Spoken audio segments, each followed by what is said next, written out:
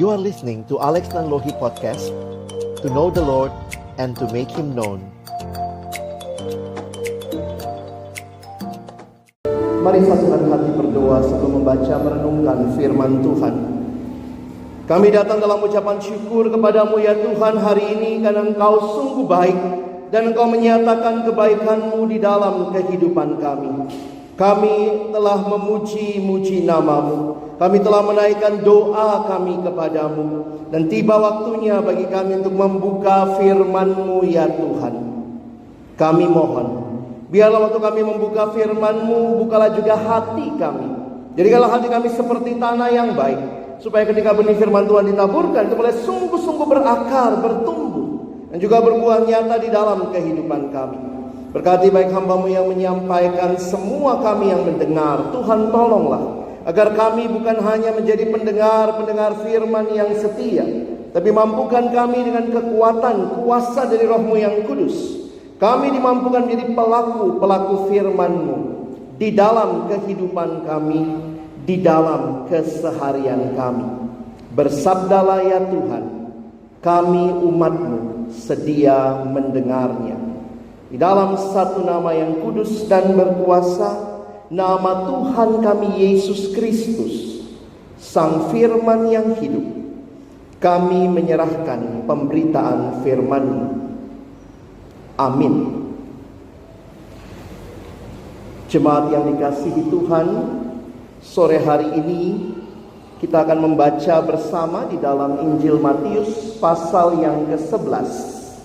Mari sama-sama mempersiapkan bacaan ini secara bertanggapan.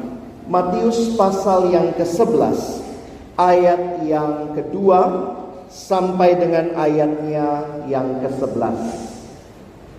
Pria akan membaca ayat yang kedua, lalu yang perempuan membaca ayat yang ketiga.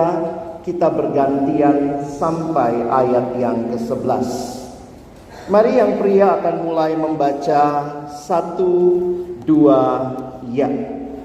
Di dalam penjara Yohanes mendengar tentang pekerjaan Kristus.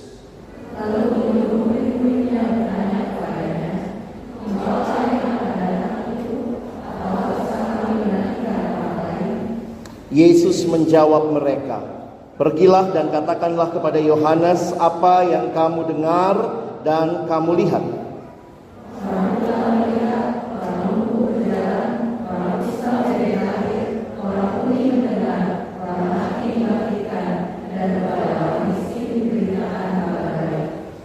Dan berbahagialah orang yang tidak menjadi kecewa dan menolak aku."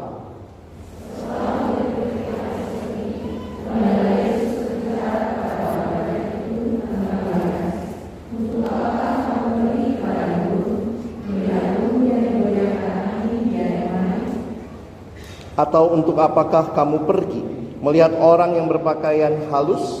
Orang yang berpakaian halus itu tempatnya di istana raja. Jadi untuk apakah kamu pergi melihat nabi?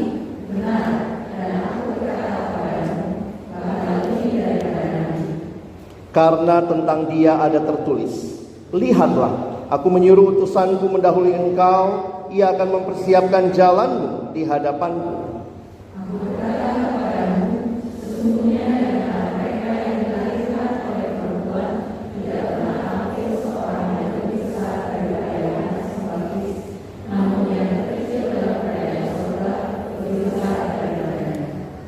Berbahagialah setiap kita yang bukan hanya membaca tetapi juga merenungkan firman Tuhan, melakukannya dan bahkan membagikannya. Shalom jemaat yang dikasihi Tuhan. Bersyukur buat kesempatan sore hari ini. Terima kasih kepada Bapak Pendeta Marto dan juga majelis jemaat di tempat ini, sehingga kesempatan ini Tuhan berikan untuk kita boleh sama-sama merenungkan firman Tuhan. Ada pepatah mengatakan tak kenal maka tak sayang. Sudah kenal sih belum tentu disayang ya.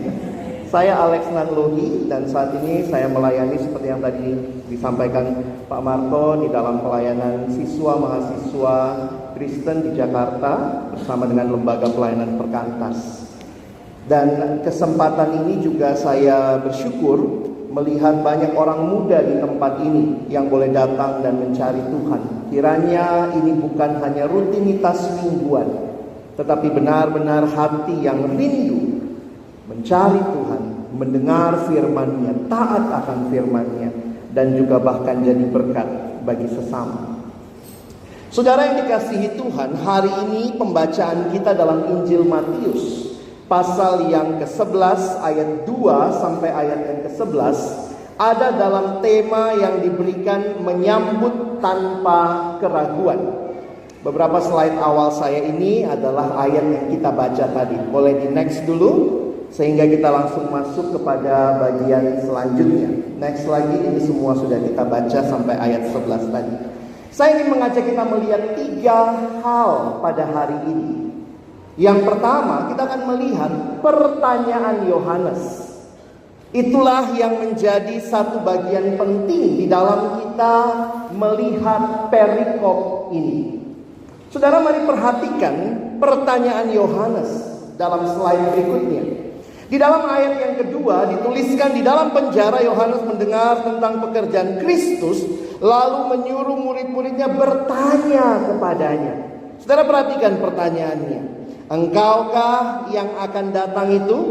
Atau haruskah kami menantikan orang lain? Saudara yang dikasihi Tuhan, pertanyaan menjadi bagian penting dalam hidup orang beriman. Mengapa? Karena kehidupan kita adalah kehidupan yang mengalami berbagai pergumulan, termasuk ketidakpastian. Banyak penafsir yang coba menafsirkan perikop ini dan melihat kenapa orang seperti Yohanes Pembaptis, yang kalau saudara ingat bahwa dialah yang justru membuka jalan bagi pelayanan Yesus. Dia yang bahkan menunjuk kepada Kristus, inilah anak domba Allah yang akan mengangkut dosa dunia. Tapi kenapa di sini malah jadi ragu? Saudara, saya ingin mengajak kita berpikir dengan baik sore hari ini. Bagaimana ketika kehidupan beriman kita tidak berjalan seperti yang kita harapkan. Nah, ini jadi banyak pergumulan buat anak muda ya. Saudara, saya seringkali melayani anak muda sampai rasanya lupus, saudara ya, lupa usia, berasa muda terus. Wah, tiba-tiba ada anak yang datang sama saya, dia cerita, "Kak Alex, saya sedih banget." Kenapa? Baru putus pacar. Wah, waktu baru putus pacar mulailah berpikir, kenapa Tuhan? Kenapa Tuhan? Lalu kemudian dia bilang sama saya, kenapa Tuhan gak baik sama saya, Kak? Saya tanya sama dia, ini anak SMA, kamu umur berapa? 17 tahun. Dari kamu 0 sampai 17, Tuhan sudah baik? Iya sih, tapi kenapa sekarang tidak baik? Karena kamu tidak dapat apa yang kamu mau, lalu kamu bilang Tuhan tidak baik. Hati-hati saudara ya. Seringkali kita mengatakan Tuhan baik, tidak baik, tergantung yang kita alami. Kalau yang saya alami baik, Tuhan jadi baik. Begitukah Tuhan? Jangan-jangan kita yang mau jadi Tuhan. Saya sering pimpin kebaktian untuk anak-anak yang ini saudara ya, persiapan ujian nasional. Unik ya, kalau mau ujian nasional ada kebaktian, persiapan gitu ya. Terus saya tanya sama mereka, ini konsep Tuhan, saya tanya sama mereka, adik-adik, kalau kalian lulus ujian nasional Tuhan baik? Semua jawab, baik. Gampang jawab. Kalau kamu tidak lulus ujian nasional Tuhan baik? Apakah Tuhan jadi baik atau tidak baik tergantung pengalaman kita, tergantung pergumulan kita. Jangan-jangan kita sedang bermain menjadi Tuhan. Kita hanya mau Tuhan yang sesuai dengan apa yang saya mau, bukan dengan apa yang Dia mau. Saya melihat Yohanes Pembaptis ada dalam situasi yang sulit karena ada di dalam penjara. Ingat, penjara masa itu nggak kayak penjara sekarang, pasti jauh lebih buruk. Dan di tengah penjara itu murid-muridnya datang dan dalam pergumulan imannya dia bertanya, engkaukah yang akan datang itu? Atau haruskah kami menantikan orang lain? Beberapa penafsir bilang, nggak mungkin ini Yohanes Pembaptis. Pasti ini adalah murid-muridnya. Jadi ada yang menafsirnya begitu. Yohanes Pembaptis suruh tanya sama Yesus supaya murid-muridnya dengar langsung. Yohanesnya sih yakin. Tapi saya mau mengajak kita melihat bahwa Yohanes Pembaptis pun manusia biasa. Yang di dalam pergumulan yang dia alami. Dia tahu Mesias akan datang membawa kelepasan. Mesias akan datang membawa kehidupan yang baru yang mereka rindukan. Tapi lihat, dia ada di penjara. Bukankah Mesias yang dinubuatkan akan melepaskan mereka dari penjara?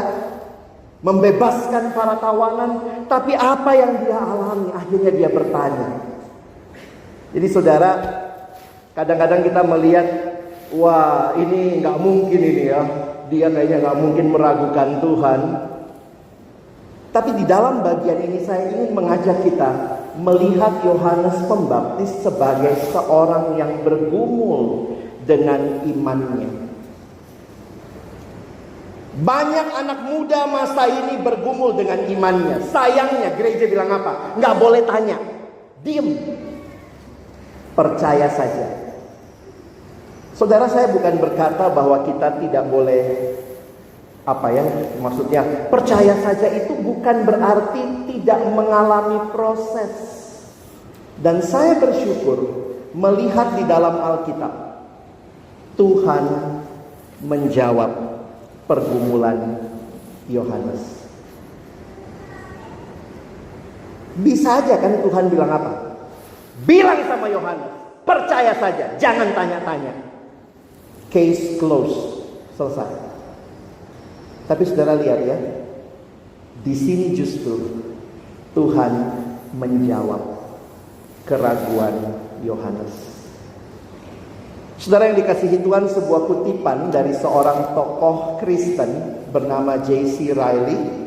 Mari lihat sebentar kutipannya ya, menarik. Dia katakan dalam bahasa Inggris, "Doubting does not prove that a man has no faith, but only that his faith is small."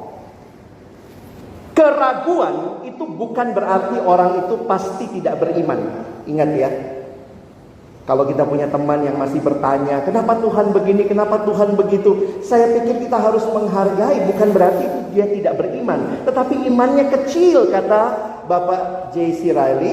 Lalu dia melanjutkan, "And even when our faith is small, the Lord is ready to help us." Dan bahkan waktu imannya kecil, ingat, Tuhan bersedia menjawab. Saudara, pergumulan hidup beriman seringkali membuat kita bertanya. Dan bagaimana kita melihat hal ini? Mari lihat hal kedua. Slide berikutnya, jawaban Yesus. Puji Tuhan, Yesus menjawab pertanyaan Yohanes. Para penafsir bilang ini bukan cuma pertanyaan Yohanes kayaknya, tapi juga pertanyaan murid-muridnya. Karena di situ kata yang tadi dipakai adalah kami. Ya, makanya kan kalimatnya, atau haruskah kami menantikan yang lain. Nah, perhatikan jawaban Yesus. Ada 3 hal yang saya mau highlight dari jawaban Yesus. Ya, mari kita lihat yang pertama di slide berikutnya. Yang pertama, Yesus menunjuk pada demonstrasi nyata kuasa Allah dalam pelayanannya. Perhatikan, pelayanan Yesus mengokohkan kesaksian Yohanes yang selama ini tentang dia. Saudara, Yohanes menubuatkan, Yohanes bahkan menyambut Mesias. Inilah Mesias. Dan seperti apa pelayanan Mesias? Itulah yang Yesus katakan kepada murid Yohanes. Kasih tahu sama Yohanes, apa yang dia nubuatkan itu saya lakukan. Coba kita baca sama-sama ayat 4, 5, dan 6 ya. 1, 2, ya. Yesus menjawab mereka, "Pergilah, katakanlah kepada Yohanes apa yang kamu dengar dan kamu lihat. Orang buta melihat, orang kusta menjadi tahir, orang tuli mendengar, orang mati dibangkitkan, dan pada orang miskin diberitakan kabar baik. Dan berbahagialah orang yang tidak menjadi kecewa. Tuhan menunjukkan demonstrasi apa yang dinubuatkan, apa yang diharapkan tentang Mesias. Itu dia lakukan dalam pelayanannya. Oke? Yang kedua, mari lihat slide berikutnya. Yesus mengutip. Menariknya saudara, ayat-ayat yang tadi itu adalah ayat di Perjanjian Lama. Silakan nanti boleh cek di rumah ya. Yesus menunjuk kepada Yesaya 35, Yesaya 61, dan Yesus adalah penggenap nubuat Yesaya. Orang buta melihat, orang lumpuh berjalan merupakan petunjuk bahwa Roh Allah bekerja dalam dan melalui diri Yesus. Inilah tanda kehadiran Allah di dalam dunia. Ayatnya sudah kita baca tadi ya. Jadi kalau orang ragu, ini sekarang saya coba pikir ya. Kalau orang ragu, mari kita belajar dari Yesus. Apa yang lagi dikasih? Tunjukkan firman Tuhan. Saksikan hidup yang mengalami Tuhan. Ini dua hal yang tidak terpisah. Firman Tuhan. Tapi kadang-kadang bukan firman yang langsung yang berbicara. Bukan hidup kitab yang terbuka yang bisa dibaca oleh orang lain. Seringkali orang tidak langsung datang baca firman Tuhan. Tapi ketika hidup saudara dan saya menyaksikan Yesus, maka mungkin keraguan mereka akan mereka katakan, ya, saya lihat di dalam hidup. Lihat yang ketiga. Sebenarnya yang ketiga ini kalau saudara perhatikan itu di bawahnya setelah muridnya pergi ya. Tapi perhatikan, Yesus menunjuk kepada nubuatan Maleaki. Itu ayat 10. Tentang peran Yohanes ya. Ayat 10, Yesus mengakui pentingnya pelayanan Yohanes. Kita coba baca 10 dan 11 ya. 1, 2, ya. Karena tentang dia ada tertulis, lihatlah aku menyuruh utusanku mendahului engkau. Ia akan mempersiapkan jalanmu di hadapanmu. Aku berkata kepadamu, sesungguhnya di antara mereka yang dilahirkan oleh perempuan tidak pernah tampil seorang yang lebih besar daripada Yohanes Pembaptis. Namun yang terkecil dalam kerajaan sorga lebih besar daripadanya. Saudara, saya melihat dua hal ini. Ketika ada keraguan, Yesus menjawab dengan menunjuk kepada firman, tetapi juga menunjuk kepada apa yang telah dia lakukan. Maka ingat, di tengah-tengah dunia ini mungkin ada begitu banyak orang yang meragukan Allah. Maka saudara dan saya adalah saksinya yang menunjuk mereka kepada Allah, kepada firman Allah, kepada kuasa Allah yang bekerja di dalam hidup kita. Saya pernah mahasiswa saudara ya. Jadi dalam masa mahasiswa itu kadang-kadang suka bertanya ya, apa bedanya saya mahasiswa yang percaya Yesus dengan mahasiswa lain yang tidak percaya Yesus? Lalu apa bedanya? Cuma karena kita pakai salib. Begitu salibnya dilepas, nggak ada bedanya. Nah, satu waktu saya sadar betul ketika dalam satu percakapan dengan seorang teman dekat saya, dari iman yang berbeda dengan kita. Ini teman saya di kampus. Ya, kalau di kampus ya punya teman juga lah ya dari berbagai agama ya. Karena itu kesempatan kita bersaksi. Kadang-kadang kita karena nyamannya, ya kita sadar juga kadang-kadang kita dibully gitu ya. Tapi saya selalu ingat, garam jangan cuma kumpul sama garam, saudara ya. Ya, garam juga harusnya hadir dalam dunia, bukan ikut dunia ya. Garam ya, kalau garam kumpul sama garam jadi gudang garam, saudara ya. Nah, kita harus hadir dalam dunia. Jangan ikut dunia tapi memberi pengaruh. Nah, satu waktu saya kaget, teman saya ini dia orang yang kos dekat. Saya kos. Saya di Jakarta, saya anak daerah, saya ngekos di sekitar kampus. Lalu teman baik saya ini rumahnya juga jauh, tapi sering main ke kosan saya. Kalau main ke kosan dia cerita semua, banyak sekali cerita ini, saya dengerin juga. Tapi satu waktu, di kemudian lagi dengerin kuliah, tiba-tiba dia kalimat begini ke saya, Lex, enaknya hidupnya kamu? Hah, enaknya apa? Kayaknya gak punya masalah. Saya kaget juga ya. Saya tidak sadar hidup saya diamati oleh teman saya.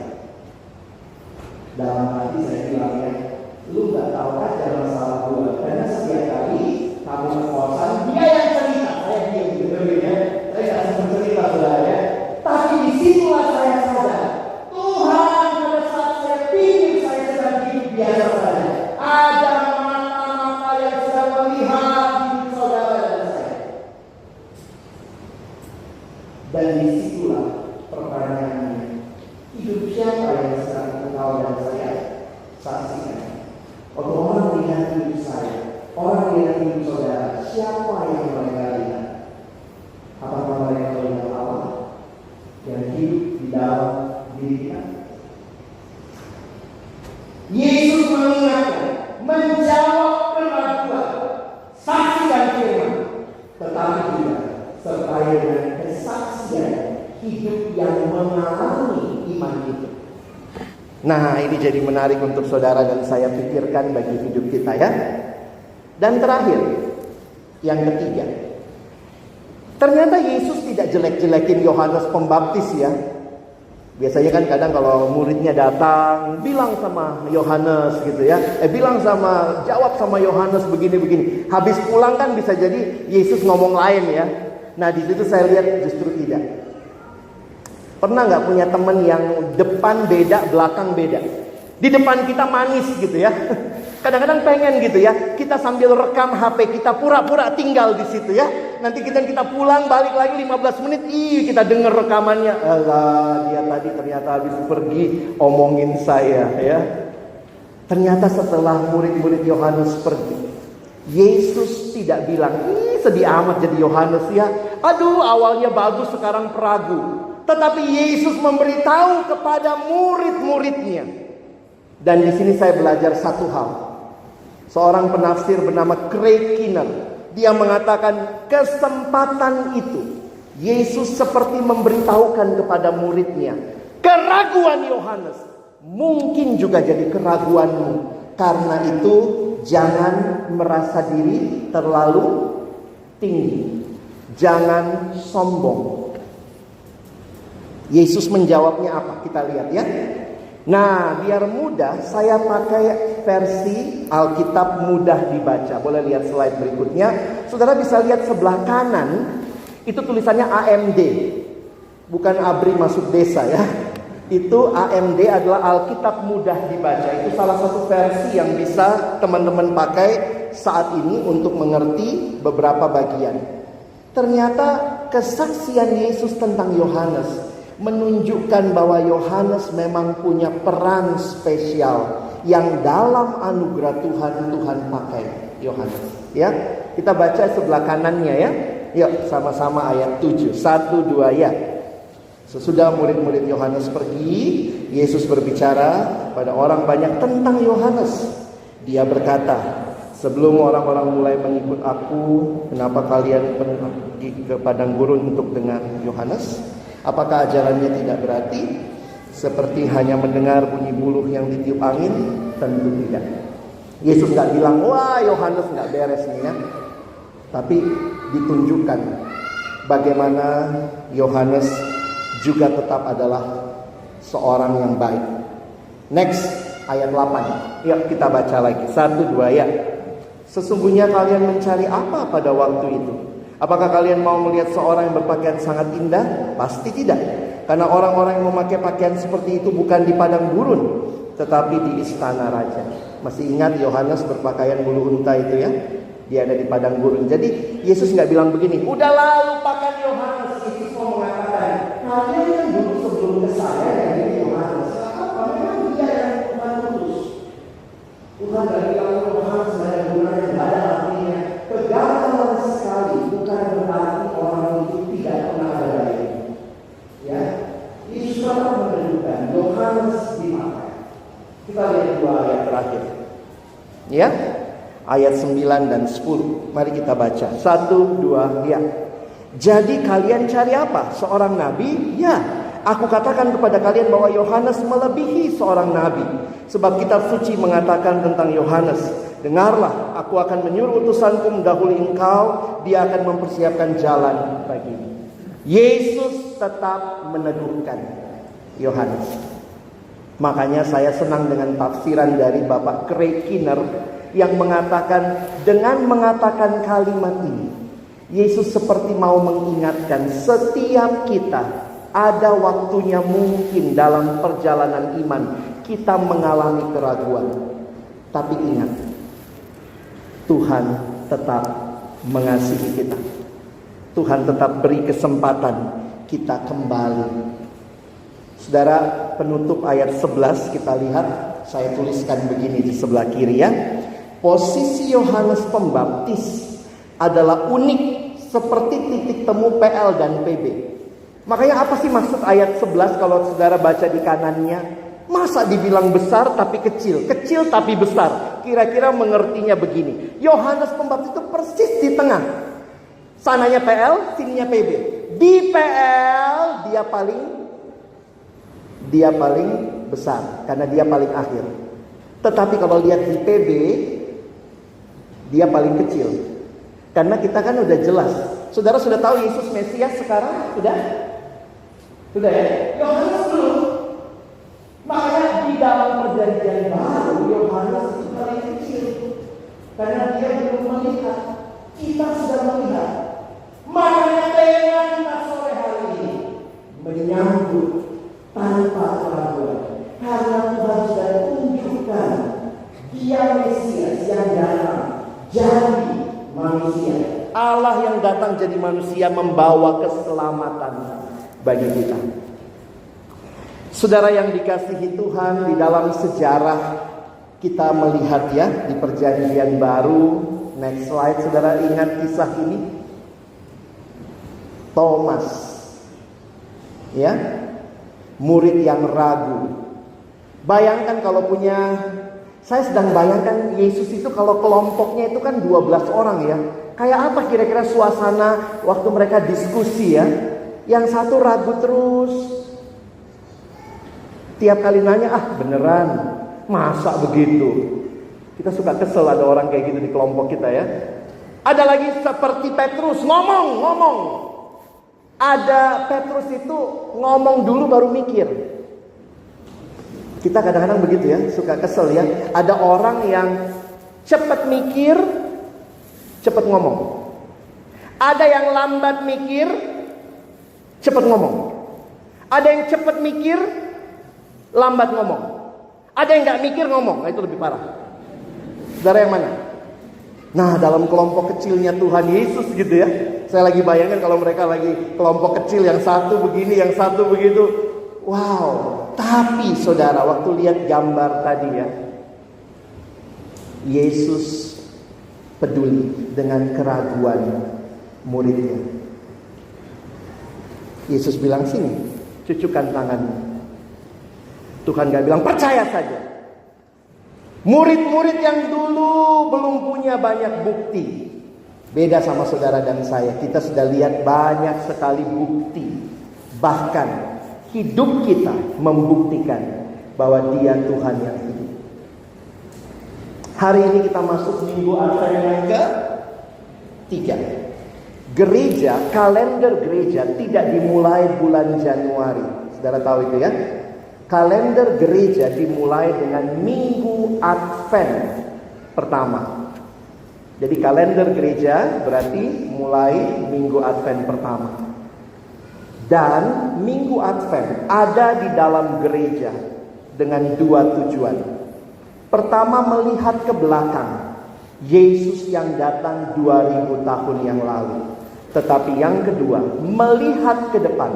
Menyambut Yesus yang berjanji akan datang dan pasti akan datang kedua kali. Karena itu khotbah-khotbah di sekitar minggu Advent, lihat ke belakang, lihat ke depan, lihat ke belakang, lihat ke depan. Hari ini mari kita menyiapkan diri menyambut tanpa keraguan. Siap kalau Yesus datang kembali? Banyak yang gak siap ya. Aduh kak, belum kawin. Tapi tiap kali doa, datanglah kerajaanmu. Oh, berani minta loh ya. Siap Yesus datang? Berani sambut dia tanpa keraguan? Amin. Harusnya kita berkata, Tuhan, aku menyambutmu. Pertama-tama menyambut dalam hatiku. Engkau Tuhanku, Engkau Juru Selamatku. Kalaupun aku ada keraguan, mataku memandang kepadamu. Aku mendapat jawaban dari firman-Mu. Aku melihat kesaksian orang-orang Kristen di sekitarku. Aku mau terus percaya sampai aku berjumpa dengan Tuhan. Itu iman kita. Orang Kristen banyak sekali simboliknya.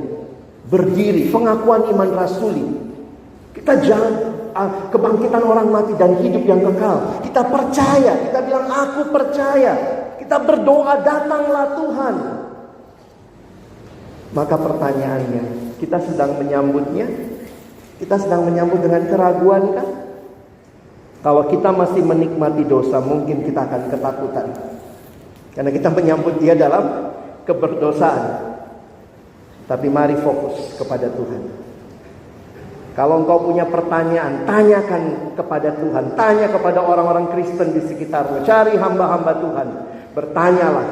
Dan biarlah kamu mendapat jawaban yang makin meneguhkan. Jangan jauh dari persekutuan. Jangan jauh dari umat Tuhan. Salah satu yang menarik, Yohanes Pembaptis cari jawaban pertanyaannya dari mana? Dari Tuhan Yesus. Carilah dia, sehingga engkau makin yakin dan teguh. Dia Allah yang hidup. Saudara, saya tutup dengan sebuah ilustrasi sederhana saja ya. Saya datang jauh-jauh, saudara. Saya mau main sulap. Boleh saya main sulap? Boleh ya? Di gereja main sulap ya. Dalam hitungan ketiga, saya akan beri semua saudara hilang. Siap? Yang datang sama temannya, teman kosnya, pegangan. Ya, saya hilang ya. Ya. Oke. Dalam hitungan ketiga, saya akan buat semua saudara hilang. Siap? 1. Santai aja, bukan itu apa. 1. 2, 3. Semua saudara hilang. Ini namanya jokes bapak-bapak. Sama dengan hidup kita. Kalau dalam hidup saudara, saudara hanya fokus kepada masalahmu, fokus kepada keraguanmu, hal-hal yang begitu kamu fokuskan, aduh banyak masalah, jangan heran kamu tanya, mana Tuhan, mana Tuhan, gak kelihatan. Tapi kalau dalam hidup, kamu fokus kepada Tuhan yang besar, masalah ada? Ada ya, jangan bilang gak ada, itu bohong. Ada masalah? Ada, tapi kecil. Saudara mau pulang dengan tema ini, menyambut tanpa keraguan? Maka fokuslah pada Allah yang besar, yang sudah memberikan firman dan juga sudah memberikan buktinya. Dan kiranya hidupmu dan hidupku menolong orang lain juga boleh menyambut dia tanpa keraguan. Tuhan memberkati kita sekalian. Amin.